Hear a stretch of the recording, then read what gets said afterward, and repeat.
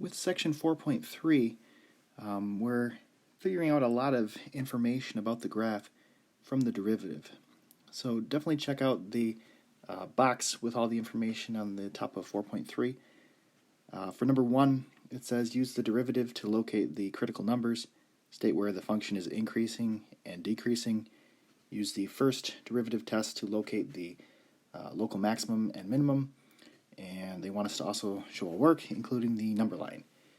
So we have our function, and our first step is going to be to take the derivative. So f prime is going to be equal to 6x squared plus 18x minus 60 .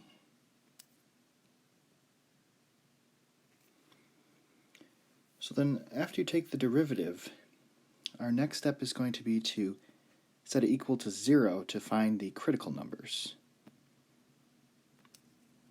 So 6x squared plus 18x minus 60.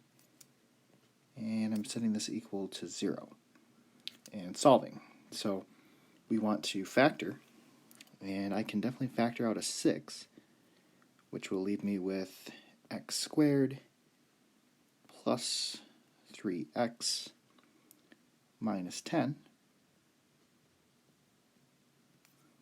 And then we can factor that trinomial. So carry the 6. This will be x plus 5 and x minus 2. So then if you solve the x plus 5 and the x minus 2, x is going to be equal to negative 5 and x is equal to positive 2. So these are your critical numbers.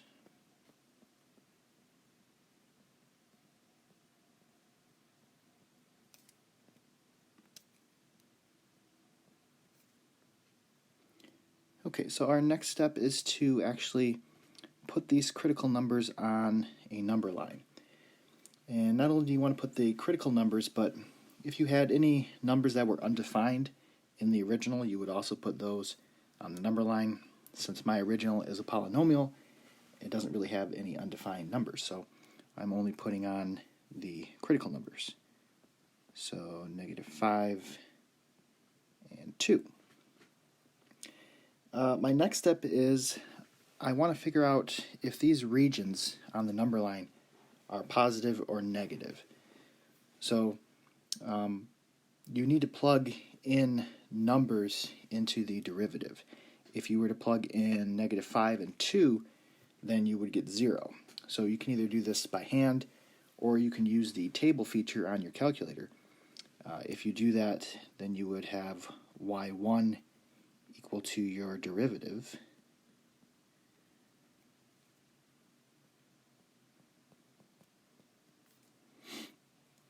And then you would use the table.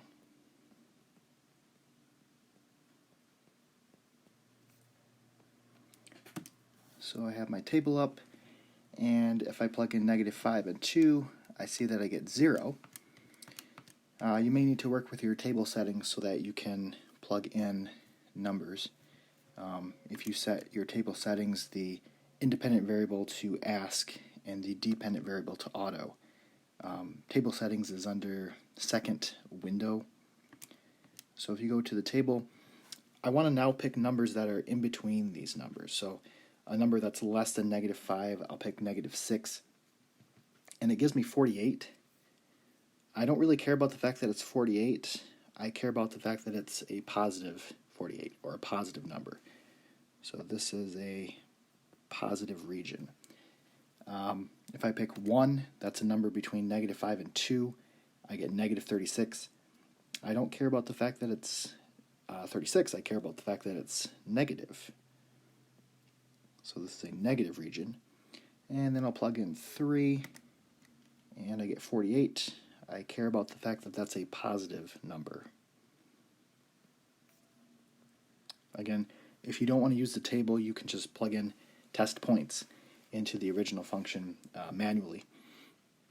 So this really tells us all we need to know. So the increasing regions, this is where the derivative is positive. And this should kind of make sense because the derivative is the slope of the tangent line. And if that is positive, then the original function, the graph of the original function, should be increasing there. So in interval notation, this is going to be negative infinity to negative 5 and 2 to infinity. Decreasing, my negative region would be negative 5 to 2.